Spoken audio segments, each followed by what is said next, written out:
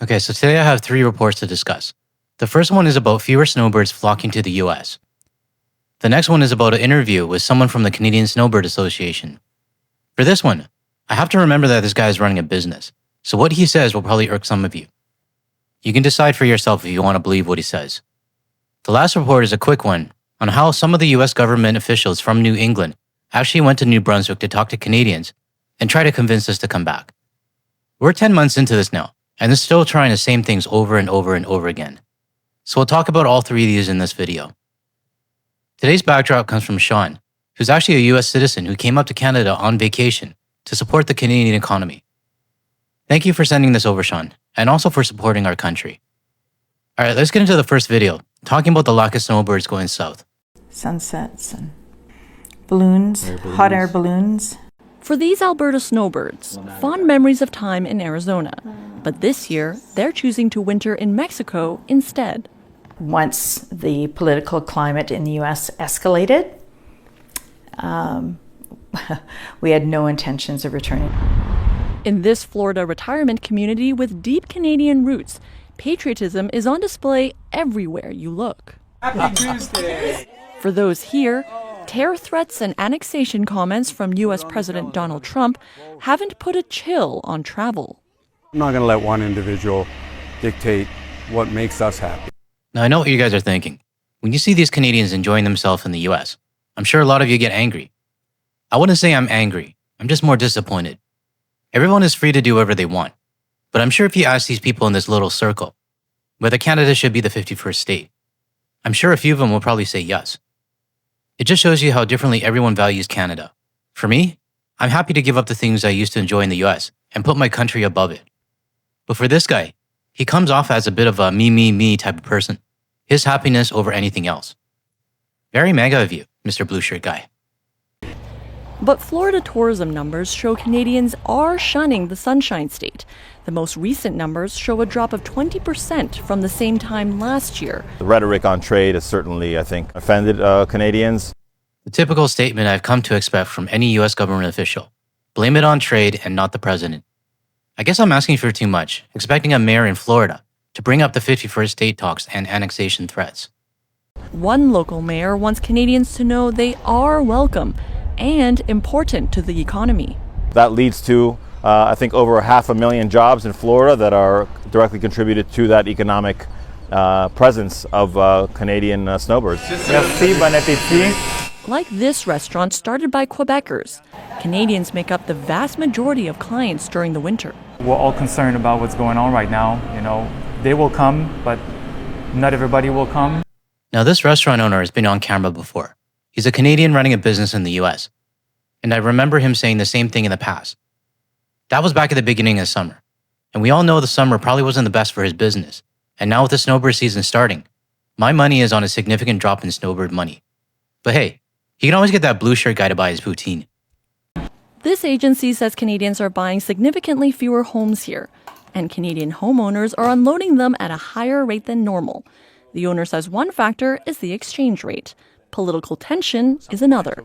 Absolutely. Given the political environment, it's been a topic, without question. This beachside hotel went to Brazil to attract new customers after Canadian bookings dropped 5% since January. We are trying to desperately fill the gap because that's how much we need that business and miss that business. The question now is whether changes to travel behavior will be short-lived or something more permanent. In places like the Sunshine State, there's hope the long-standing friendship between the two countries outweighs the politics. Okay, I'm not even going to comment on that guy's excuse about the exchange rate. We all know that's a default answer, right up there with the tariffs, for every US person in the government or an official role. But what the reporter said next, the long-standing friendship between two countries outweighs the politics. Here's my take on this.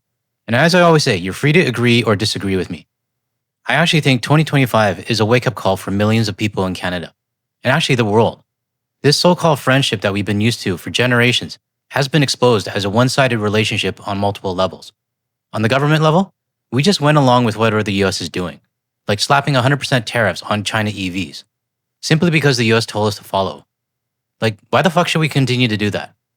On a consumer level, we blindly bought US products for decades because we were so integrated with their culture and their ways of life, when we have so many great Canadian products that we should be buying instead. No matter what you say, our cultures do overlap, except for maybe mass shootings. Oh, and Black Friday shopping as well. Have you seen the chaos that happens in the US? We don't do that in Canada. Let me show you what we do not do on Black Friday. Look at this crush of shoppers in a Chattanooga Victoria's Secret pink store. The stampede over Sherpa jackets, people seen shoving each other, one sales rep climbing on a table to escape the crowd.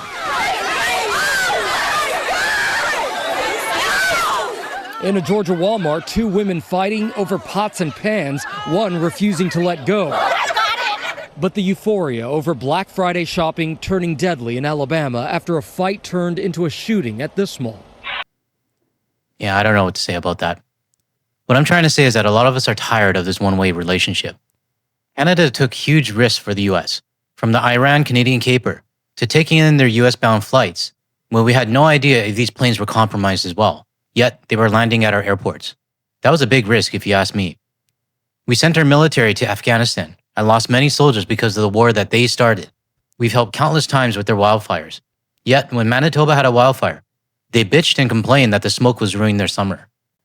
So now that we're not coming down to support them, now they call us friends. But is a friend someone who only calls when they need you? Because that's what it feels like. They're suddenly being nice because they need our money. So, to that reporter's statement, I think this friendship has been a lie on many levels, and 2025 is going to be a fundamental shift for a lot of us. If you agree with my take, let me know in the comments. And if you agree and you're not subscribed yet, and my rant resonated with you, help the channel by hitting that subscribe button. Now moving on to the next report. CTV interviewed the president of the snowbirdadvisor.ca website to get his take on the current snowbird situation. Remember what I said earlier? This guy is running a business that depends on snowbirds going to the United States. Of course he needs to say certain things, because if he admits things are down, his business is basically dead. Now to discuss is Stephen Fine. He's the president and managing editor of snowbirdadvisor.ca. Good morning. Thanks so much for being with us. Thanks for having me. So you polled over 4,000 snowbirds. Were you surprised by the overall number of Canadians who said they will not travel to the U.S. this winter? Well, you know, we were a little bit surprised in the opposite direction, actually, because if you look at general travel trends to the U.S., they're down a lot more than 15%. I mean, you know, you see 25, 30, 40%. So actually more snowbirds are going to the U.S. than other travel segments right now, even though there is a drop. So I know it was a survey, but what are you hearing from people about their reasons for not wanting to head to the States? Well, we didn't ask them that specifically in the survey, but we do get a lot of feedback from our members. So there's a wide range of reasons why people may not be going this year. Some are economic, some are political, some have to do with new entry rule requirements. So there are a variety of reasons why some people are choosing not to go. But I would say, so last year, just to put it in context, last year, about 82% of all snowbirds went to the US. And this year, 70% of all snowbirds are going to the US. So the numbers are still quite high. We're just seeing somewhat of a decline. Let's not forget that this guy is getting his numbers from the members on his website.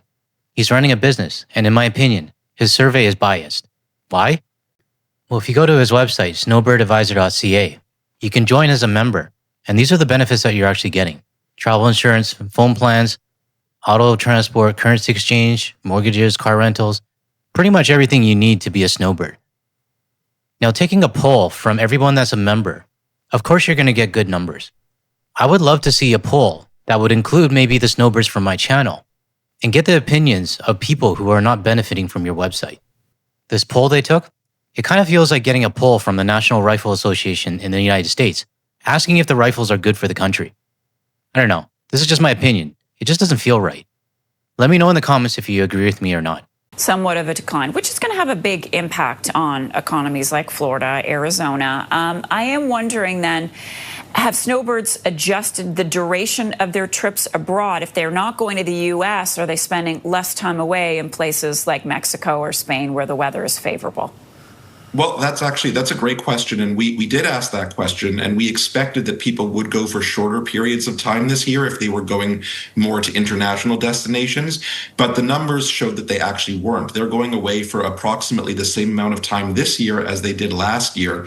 Snowbirds, we asked how long they were going away for. And last year, 64% of snowbirds went away for 3 months or more. And this year, 62% of snowbirds are going away for 3 months or more. So not much of a difference there. From the feedback I'm seeing from my viewers, real snowbirds from this community, and the people who emailed me, their duration hasn't changed. Only the destination has. Many of you told me you're going to Mexico, Portugal, Dominican Republic, Costa Rica, Panama, and nothing has changed in your schedule. On the flip side, I've also seen comments from snowbirds saying that they're just going to stay home and enjoy the time in Canada despite the cold weather. Stephen, a final point to bring up with you. What stuck out for me, I'm not sure about you, is the fact that these snowbirds say they'll go back to the U.S. in the future. Yeah, that was an interesting takeaway. So 54% of snowbirds that we surveyed who went to the U.S. last year are not going this year, said they would consider returning in the future. So that's quite interesting. Now, what it will take for that to change or when that will happen, we aren't sure, but it is interesting to know that they are open to returning to the U.S. in the future. Well, don't want to put words in anyone's mouth, but... So I really want to hear from the snowbirds on this topic, because I don't have any personal experience with this. I trust my viewers' opinion a lot more than a poll done by a membership website, where people pay to get the discounts they need to go south. So let everyone know in the comments below what your take is on this report. Because in a way, they're actually generalizing all snowbirds, and CTV is making it seem like snowbirds are still going, or that they'll go back once Trump is gone. Now moving on to the last report, a New England government delegation has once again gone to Canada to try to woo us back. And that is where we find CTV's Garrett Barry. So Garrett, what was on the agenda today? Sandy, Vermont's Republican Governor Phil Scott has been a longtime critic of U.S. President Donald Trump, but today he took that criticism to a Canadian audience. And as I said, I didn't vote for this president. I'm probably the only Republican governor in the United States that has said so publicly. Okay, I didn't even know that was possible. A Republican governor who didn't vote for Trump, but he's still a Republican. I don't know enough about U.S. politics, but I always assume that if you're a Republican governor, you vote for the leader of your party. The official business of the day, resolutions on regional collaboration in areas like energy and food security. But it's clear that Vermont Governor Phil Scott, co-chair of this meeting, had at least one other goal in mind: winning back the hearts and minds of Canadians. The message should be simple for us. I know we're all together in New England in saying, we miss you, Canada. We miss our Canadian friends from visiting us, but we understand. Scott estimated that his state has lost about 5% of its revenue in the tourism industry. It's not all because of tariffs and Canadians turning their back, but it's been a major factor. We miss you, but we understand. Okay, I'll give this governor the benefit of the doubt, but I have to ask, do all of your business owners in New England understand? I'm asking this because it's pretty clear that some of the business owners in Maine don't. Like this business owner I did a report on a long time ago. She clearly didn't understand because she blamed the lack of Canadians on the weather and the exchange rate. Another example is Governor Mills, who said that we're not hurting Donald Trump, we're hurting our quote-unquote friends. Calling us friends when you economically need us isn't being a friend. So while this governor might understand, there are millions in your region who probably do not. This meeting between Eastern Canadian premiers and New England governors is a regular occurrence. It's the first one in Canada since Donald Trump's re-election. For this edition, just 3 of the 6 New England states sent high-level representatives: Vermont, Maine, and Massachusetts. Scott was the only American governor in attendance today. He said that's not a snub. It's simply a busy time of year for many of his colleagues. Or maybe they just gave up. The U.S. government delegations can keep coming up to Canada and keep doing their government talk routine, or whatever they talk about. But any talk about trying to woo us back is going to be a waste of time. The time to try to win Canadians back is when Trump is out of the office and there's a Democratic president in the Oval Office. But even then, it might not be enough for a lot of Canadians. All right, that's all I have for today. If you agreed with anything I've said in this video, don't forget to hit the like and subscribe. I appreciate you watching if you're still here, and I'll catch you in the next one. I'm gonna go feed my cat.